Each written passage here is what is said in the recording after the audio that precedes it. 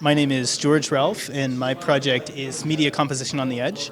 The idea is there's a lot of apps that exist currently that involve some degree of media composition. So you have things like Snapchat, Instagram, and TikTok, where a user records a video on their device, they're able to edit it on the device, and then they're able to apply VFX filters to it. Things like gender swapping your face, changing your age, or putting makeup on your face or something. All these effects are kind of compute intensive. They usually involve some sort of neural network or face tracking, augmented reality, and that limits the number of mobile devices that they can actually run on. The idea for this project is we're going to move a lot of that compute onto a cloudlet to enable more complex video effects than a mobile device could enable, and also to improve battery efficiency. So the project is mostly built off of OpenScout, which is a framework previously built here at CMU.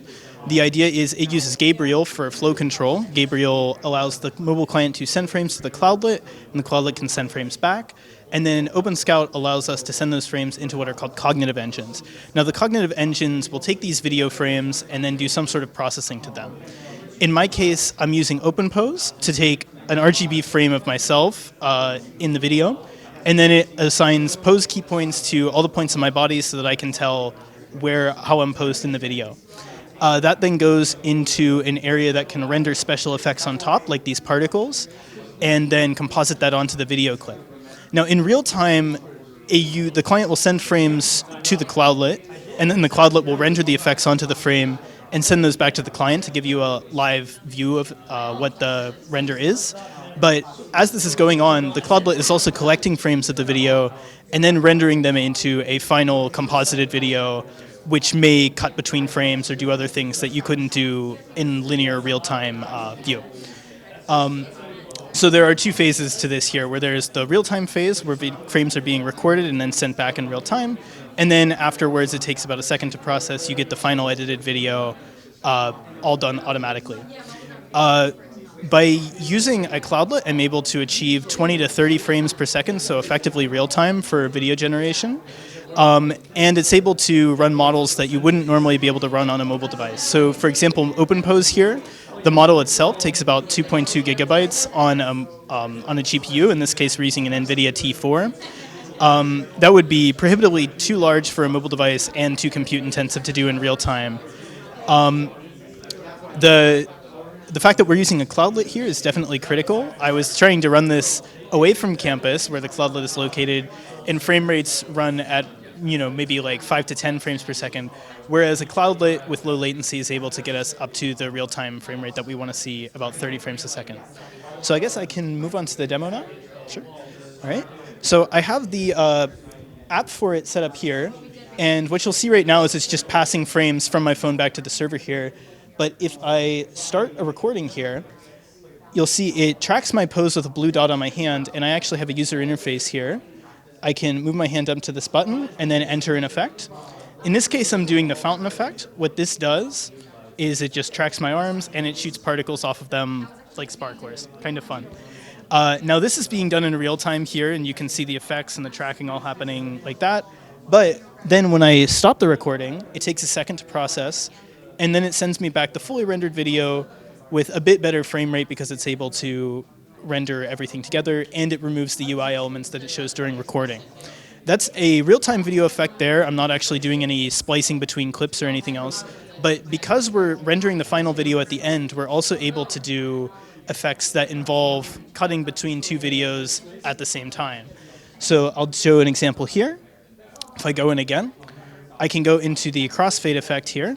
What this is going to do is it's going to trace my arm as I track out a matte to transition between two videos here. So I'll trace it out like that. And now it's just a green line, and the green line is telling me where to pose my arm again to make this a seamless transition. In this case, I'm actually going to step out of the frame here so that it transitions to a frame without me actually in it. So it's like I disappear. But I'll put my arm here to start it. It starts the timer, and I'll walk out. And now you'll see it's tracing out the frame, and it shows where my previous arm was when it's doing the matte. And then it records a little bit at the end of the video. And now that it's done recording, I can view the rendered video. And what you'll see happen in the rendered video is I wipe my arm, and I disappear from the video. So in that case, it's taking two separate videos and editing them together. It's syncing them up based on my arm movement, and then it's able to transition seamlessly from one into the next and render a video based on that. A key part of this was trying to keep all of this mostly real-time and mostly pose-based. So the idea is you set your phone on a tripod, you're able to interact with the UI completely using your pose, and then when you're done recording, you just hit stop, and then it renders all the video right there. So it doesn't require you to actually walk up to your phone to adjust settings during your shoot. This is definitely something that you can't normally do on your mobile device. Usually these apps are very hand-centric with the UI, but this should hopefully enable some more complex and interesting editing effects. So this is just sort of my demo reel here. This is going through some of the effects I have. This is the UI of the fountain effect I showed before. So in this case here, it's just tracing my arms and then it's able to add particles. That's another example of the crossfade effect, where I'm able to just use my arm to transition between two videos there. And then here is an example, a better example of crossfade here. So this is the real-time interaction. Again, I'm going to trace out this mat here with my arm, and I'll show that. Now in this case, I'm actually changing into a jacket here so that I can do a quick change. So you'll see it waits until I put my arm into that position, so it gives me as much time as I need to set up the next video. When I put my arm there, I try to assume the same pose, and then I try my best to trace the previous recording of my movement. It takes those two together, and then when I put it together, it looks like I seamlessly change clothes, which is just a fun way to use this effect.